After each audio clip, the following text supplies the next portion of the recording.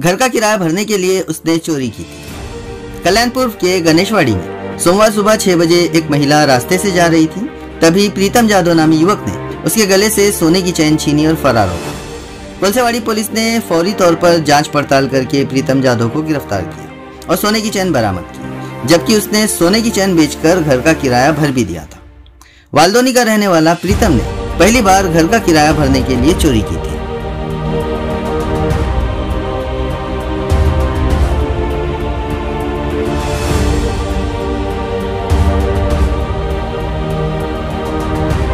Kolshewadi police station कल्याण पूर्व येथे दिनांक 14/7/25 रोजी सकाळी 6च्या सुमारास एक महिला ह्या घराच्या बाहेर असताना एक अनोळखी इसमाने त्यांच्या गळ्यातील सोन्याची चेन ओढून पडून गेला।